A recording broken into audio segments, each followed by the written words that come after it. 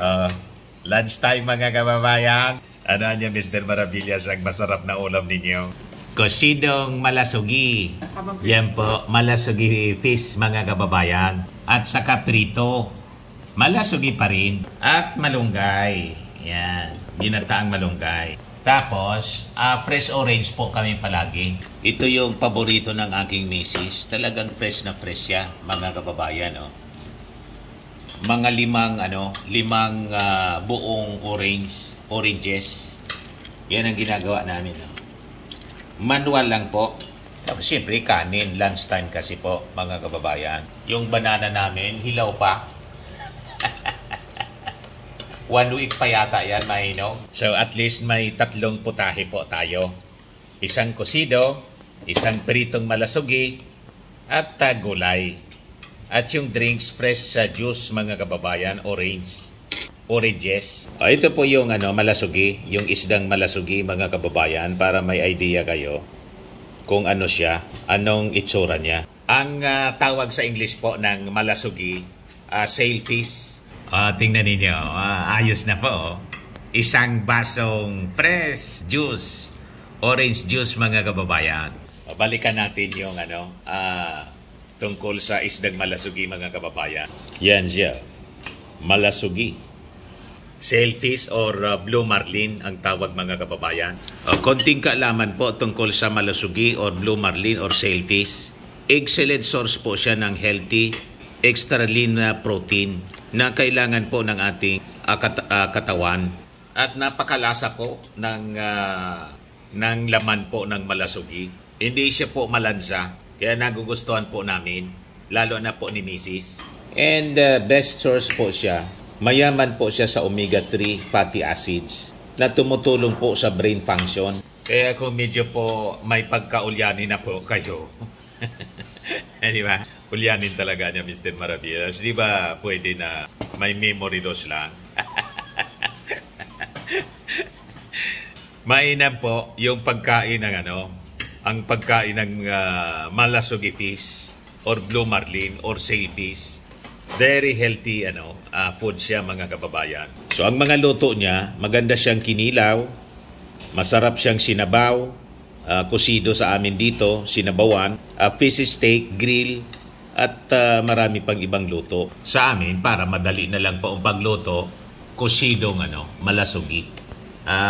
Sinahugan namin ng upo, saka kamatis, siyempre, and sili. Ito, prito lang. Ang ginagamit naming pamprito dito, olive oil, para healthy din siya.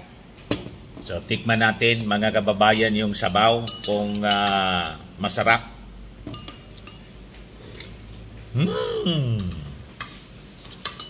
Sarap. Siyempre pala, soha, kalamansi. Kailangan may kalamansi. Dapat tama-tama yung asim.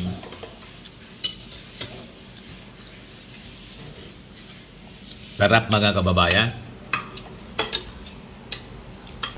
So, thank you Lord Jesus sa aming pagkain ngayon. Simple food lang po ang aming lunch ngayon. Gaano man kasimple ng ating pagkain po, kailangan ng pagpapasalamat po sa ating Panginoon kasi may pagkain po tayo sa mesa. Diba? Araw-araw. So, importante yun po, yung laging pagpapasalamat. Sabi nga po sa Bible, in everything, give thanks.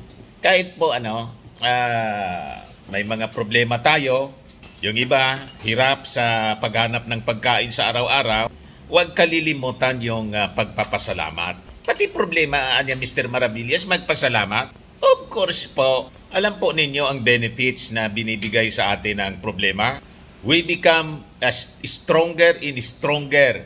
Yung mga trials natin sa buhay, yan ang test natin na binibigay ng ating Panginoon para lalo tayong maging malakas. At siguro, yung mga problemang na-encounter natin, lessons learned po natin. Para siguro, next time, sa mga pagdidesisyon natin sa buhay, nag-iingat na tayo. Di ba? Kaya po, ang turo ng Bible, in everything give thanks. Maliit man na malaki ang blessings na dumarating sa atin, laging nagpapasalamat and be grateful sa mga blessings galing sa ating Panginoon at pati sa ating kapwa po.